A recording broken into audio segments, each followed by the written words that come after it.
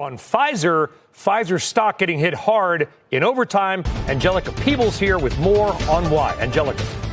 That's right, Brian. Pfizer is slashing its guidance for the year. It's now saying that it expects about $1.45 to $1.65, and that's down from $3.25 to $3.45. And they're also expecting revenue of 58 to 61 billion, and that's down from 67 to 70 billion.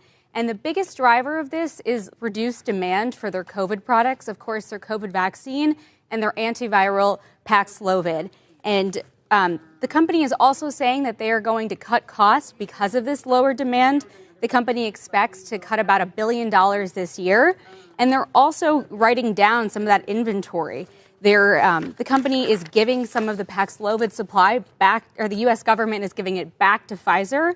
That'll be an estimated about 8 million doses of Paxlovid. But they're saying that now they're going to be able to commercialize Paxlovid for the private market going forward. So really a lot going on here, and it's what we've been expecting as the pandemic, that really emergency phase kind of winds down, and now we go into the endemic phase. Do we know? Okay, so when COVID hit, in fact, I actually used on my morning show, I built an index about percentage of vaccinations against the population. We did the vaccination numbers almost daily. We got the news.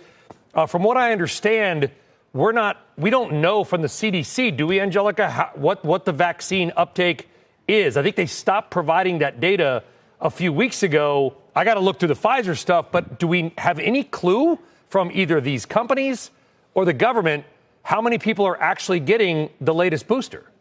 It's a good question, and I actually reached out to the CDC a few weeks ago, and they are trying to figure out what the best way to track those numbers going forward is, because like you called out, they did stop releasing that updated data. And of course, we've heard anecdotally that it's been hard to find these updated shots in the first few weeks since they were rolled out. But whether that's just people who really want these new vaccines going out and scouring pharmacies, or whether that demand is going to last going forward, we have to see. But Pfizer has been talking about Pfizer and Moderna have been talking about how this quarter will be critical to provide those numbers, and now we're getting our first look at what these companies are expecting. Do we have any idea why they stopped publishing the numbers? It's a good question, and I think it has to do with the public health emergency winding down. A lot of data collection changed, but also CDC, in its response to me at the time, said that they're just trying to figure out the best way to update these numbers going forward. How about just track how many people get the shot? That could work. Like they did the last time. It's bizarre. Angelica, what is the shot cost? It's not free now. What does it cost? It's like $100, isn't it? Maybe that could be a reason a lot of people are priced out. It depends. If you have commercial insurance, you should be able to get these shots for free. Of course, not everyone does have commercial insurance. There is a program from the federal government for people who are uninsured. But some people were experiencing some hiccups early on where they were being asked to pay for that shot out of pocket. All right, big story there. Pfizer and Moderna down 5%. Angelica Peebles, That could work. Like they did the last time. It's bizarre. Angelica, what is the shot cost? It's not free now.